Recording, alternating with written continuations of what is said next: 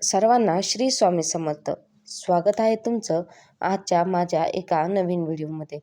तर सकाळची सगळी कामं आवरली होती, म्हणजे स्वयंपाक झाला होता, जेवणही झालं होतं आणि त्यात आज इडली सांबारचा बेत होता आणि ते खाऊन इतकी सुस्ती चढली होती. मग दिव्याला झोपवलं होतं मी 10:30-11 वाजता साधारण. तेव्हाच मी पण अर्धा पाऊण तास पडले आणि नंतर लगेचच उठले आणि म्हटलं स्वतःचं आवरून घ्यावं, म्हणजे जरा झोप जाईल. पण तरी काही झोप काही केल्या जात नव्हती. अंगात इतका आळस शिरला होता आणि आंबवलेले पदार्थ खाल्ले ना, की हे असंच होतं. तुम्ही भात खावा रात्रीचा किंवा मग हे इडली सांबार खावा. म्हणजे एकदम सुस्ती चढते आणि मलाही आज तसंच झालं होतं. इडली सांबार खाल्ल्यामुळे एकदम सुस्ती चढली होती. जांभळ्यावर जांभळ्या येत होत्या.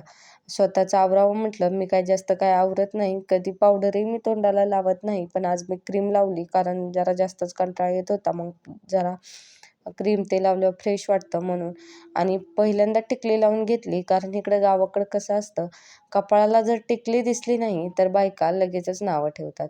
कसं असतं ना, सिटीत तुम्ही राहत असाल तर तिथं तुम्हाला नीट कोण विचारतही नाही की तू हा ड्रेसच का घातला, तू जीन्सच का घातली, किंवा तू साडीच का घातली, किंवा तू गाऊनच का घातला, किंवा टिकलीच का नाही लावली, असं कोण सिटीत विचारत नाही. पण इथं गावाकडं खूप रूल्स असतात.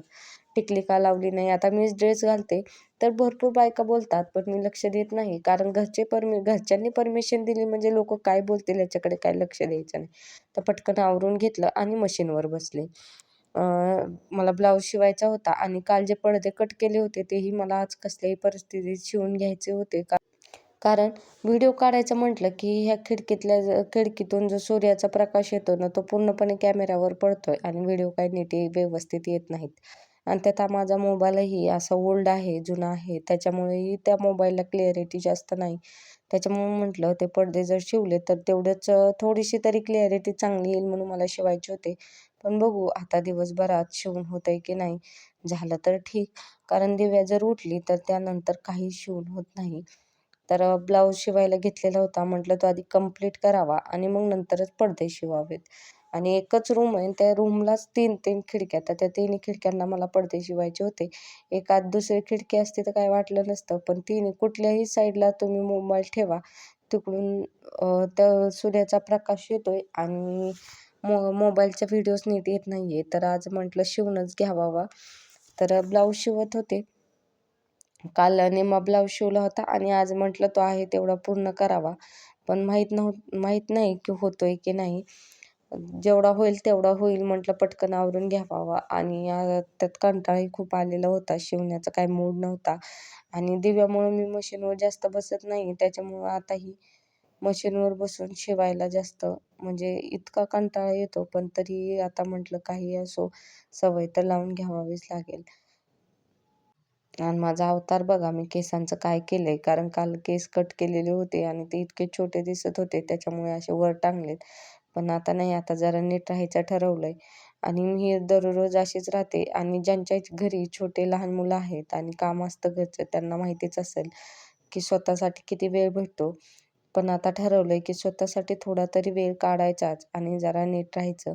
तसंही नीट म्हणजे सकाळी असं वाईट काही राहत नाही, पण घरची कामं असतात आणि थंडीमुळे इतकी बाहेर धूळ आहे की केस मोकळे सोडले तर ना सगळ्या केसात ना ते धूळ बसते आणि कोंडा होतोय. त्याच्यामुळे तर मी केस वरच टांगते. इतकी धूळ आहे ना असल्या थंडीच्या दिवसात. अंग तर इतकं उलून गेलंय, हात पाय इतके तडकलेत, ओठ तर इतके तडकलेत की काही सांगूच नका. आणि कितीही बॉडी लोशन लावा, व्हॅसलीन लावा, दुसऱ्या दिवशी आहे तसंच सगळं होतंय. कारण ना जे खेड्यात राहतात त्यांना तर माहिती आहे की धूळ किती असते. मी सकाळी जर घर झाडलं तरी संध्याकाळी तेवढीच माती घरात येते, इतकी धूळ आहे. कारण कच्चा रस्ता असल्यामुळं गाड्या गेल्या रस्त्यावरून की पूर्ण धूळ त्याची सगळी घरात येते. आणि घर रस्त्याच्या कडेला असल्यामुळे तर काय सांगायलाच नको. इतका फुपाटा घरात येतोय की काय, कितीही झाडलं आणि कितीही झटकलं, कितीही भांड्यांवरचं झटकलं तरी तेवढीच धूळ होती. रोज जरी झटकलं, आज झटकलं तरी उद्या बघितलं तर हात तेवढंच बोटभर धूळ त्या भांड्यांवर जमा होती. असं चालायचंच आता खेड्यात म्हणलं. पण इथलं वातावरण खूप छान आहे. मला भारी भारी वाटतं इथं राहायला. तर आता इथं मी बॅकपार्ट तयार करून घेत होते आणि जास्त माझ्या हातात ब्लाऊज शिवण्यात येत नाहीत, त्याच्यामुळे माझी प्रॅक्टिस खूप कमी आहे. पण हळूहळू मी जर रोज मशीनवर बसले तर माझा वेग वाढेल आणि ब्लाऊज पटकन शिवून होतील असं मला वाटते. बघू आता दिव्या जसजशी मोठी होईल तसं मला स्वतःसाठी वेळ भेटेल तेव्हा मी करेलच आणि मला आवडतं ब्लाऊज शिवायला. पण बाहेरचं गिऱ्हाईक नसल्यामुळे किती ब्लाऊज स्वतःचे तरी किती शिवणार ना ब्लाऊज आणि सासूचे तरी किती शिवणार. त्याच्यामुळं जास्त मशीनवर बसणं होत नाही. पण आता ठरवलं रोज काहीतरी वेगळं शिवायचं आणि प्रॅक्टिस तशीच चालू ठेवायची. आता मला या व्हिडिओ स्वतःकडे बघूनच मलाच लाज वाटते की आपण कसं दिसतोय. तर आता उद्यापासून मी माझ्यात बदल घडवणार आहे. ते तुम्ही उद्यापासून व्हिडिओ बघालच. आपण स्वतः नीट राहिलं तर आपलं इम्प्रेशन पुढच्या व्यक्तीवर चांगलं पडतं हे खरं आहे. पण मी कधी स्वतःकडे एवढं असं लक्ष दिलंच नाही आणि स्वतःकडे असं कधी निरखून बघितलंच नाही. आता जेव्हा मी व्हिडिओ म्हणजे एडिट करते, व्हॉईस ओव्हर करताना मी स्वतःकडे बघते तेव्हा मला कळते की मी कशी राहते. म्हणजे आपण अजून नीट राहू शकतो, पण मी राहत नाही याचं मला वाईट वाटतंय. पण आता उद्यापासून मी नीट राहणार आहे आणि ते तुम्हाला व्हिडिओत दिसेलच. तर मी इकडं ब्लाऊज शिवत होते तोपर्यंत दिव्या उठली आणि दिव्याने बघा काय कारभार केला. मी तिथं ड्रेसिंग टेबलपाशी गेली, त्याची काच आधीच लूज झालेली होती आणि ह्या मॅडम तिथं गेल्या आणि खालचा ड्रॉवर उघडला. ते कपाट हललं की काय पूर्ण काचच खाली पडली. नशीब तिच्या अंगावर पडली नाही, बाजूला पडली आणि मी पटकन उठून गेले. त्याच्यामुळे तिला पटकन उचलून घेतलं आणि हे बघा पूर्ण काचा गोळा करून घेतल्या. त्यानंतर 3-4 वाजता मग हरभरे विकायला आले होते. आता खेड्यात म्हटलं की हे सगळं इथं इझिली भेटून जातं. तर तेच हरभरा सोलायचं काम चालू होतं कारण त्याचे घाटे तोडून भाजायचे होते. तर ह्या आमच्या काव्या मॅडम मी घाटे तोडत होते आणि ती पूर्ण सगळे खिशात भरत होती आणि दिव्या तर मी सोडून दिलेलं खात नव्हती. पूर्ण टरफल्यासकटच खात होती.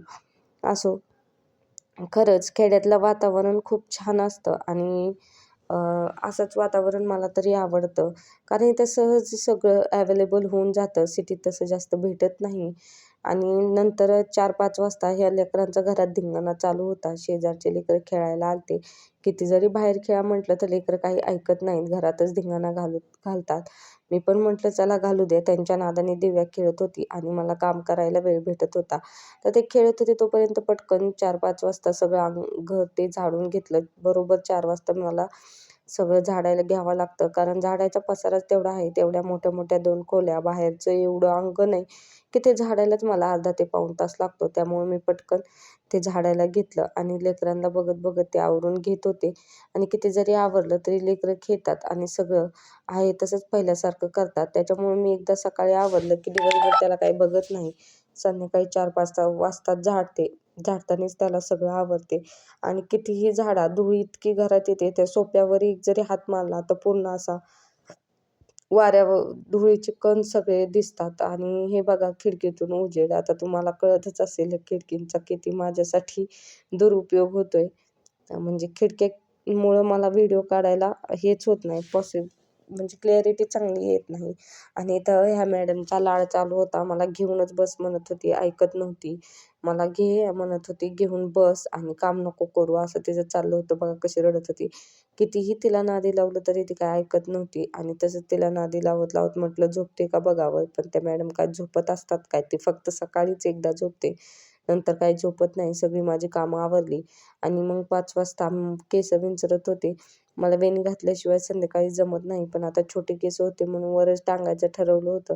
पण नंतर म्हटलं जाऊ दे दुमडून वेणी घालू जेणेकरून केस कट केलेली सासूला दिसणार नाहीत आणि वेणीही म्हणजे संध्याकाळी मला बरं वाटतं वेणी घातल्यावर.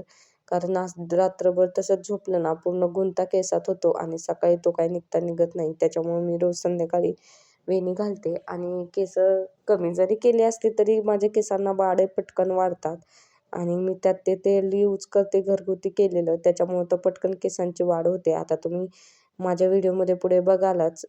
चलो बाय. कसा वाटला व्हिडिओ नक्की सांगा.